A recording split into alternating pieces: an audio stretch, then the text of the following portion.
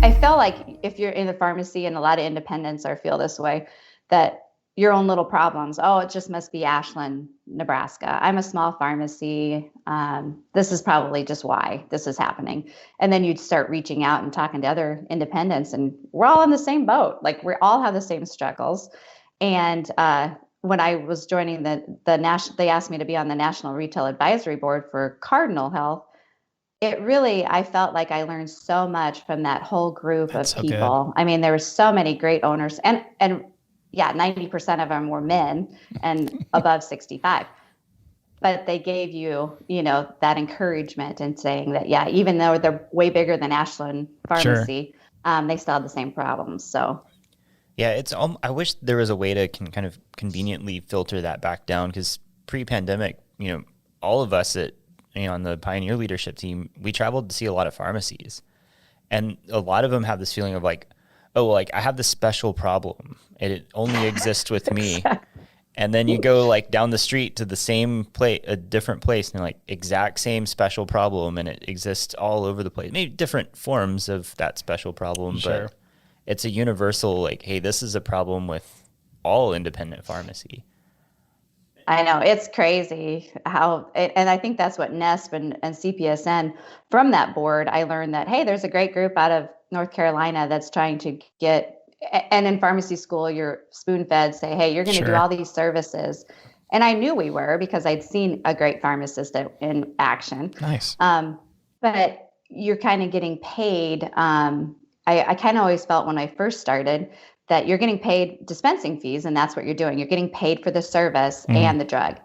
Well, as it kept paring down, you're not getting paid for the services. And the light came on when I was going to take over partnership and buying out my last partner, who was like my dad. Love him to death, but I'm like, it's time to go. You need to retire and enjoy it. But anyway, at the same time, it was kind of coming to a head that what can I do to make sustainability? Like, if I want to do this the rest of my career, how am I going to keep Ashland Pharmacy alive and have healthcare in my local town that I love so much? So it just kind of, the light bulb came on and said, hey, reach out to the other ones. It's just like you said, Josh, to go down the street and say, okay, what are good pharmacies here? Can I talk to, I had women in pharmacy owners that I started out with. And I said, I'm just going to expand it and see what the reach is out there.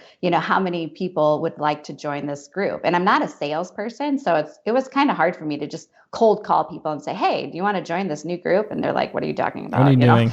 Right. Yeah. What are you doing? So it was a struggle to begin with, but the great leadership, I mean, Nebraska had already started. Kim Galt, actually I called up Mark McCurdy to kind of have a shout out for my leadership team. I started out with Mark McCurdy, and he says, yeah, we're doing kind of hypertension and diabetes prevention right now through a grant for the state of Nebraska. And I'm like, whoa, this is what we're leading for. Can we just kind of join forces? And he's like, yeah, the great grant writer is Kim Galt from Creighton University, Nice. College of Pharmacy. So it recruited her because she has that background of getting grants, really trying to get data. She's kind of a huge, which I'm not. I'm like, okay, let's just do it. I don't understand why we can't just do this. But so she was kind of the X and O's, like, okay, we can put this data together. We can join forces with the grant. And then Mitch Dinas, from her, she had already reached out. She had done a lot of work on saying other people in the community all across the state of Nebraska, which I had no idea who they were. Hey, do you want to join this group? And that's how it started, basically. We just kind of put these great group of pharmacies that were already doing involved in that grant and started it, the Nebraska CPESN. Oh, wow. Yeah. It's interesting though. You mentioned that you brought in a grant writer from Creighton. Like one of the things that I've seen across a lot of the Flip the Pharmacy and the other cohorts is that, the first couple of those guys, it was all desire and people trying to do cool stuff. And then the ones that ended up being really successful about how to like organize and plan it were at least partnered with the university in their area. Like Arkansas, again, partnered with, UAMS. That's where I was going with that. I was going to go that way. And PPCN in Pennsylvania, both heavily, at least supported by their local universities. And for someone who is a little skeptical of academics. She had already done it. Yeah. Right. Yeah. So I feel like if you're in either Flip the Pharmacy or CPESN, should you, or in your region, should you, if you don't have a strong grant writer or relationship with the university side of things, should you? I don't know. Oh, I think so. Yeah.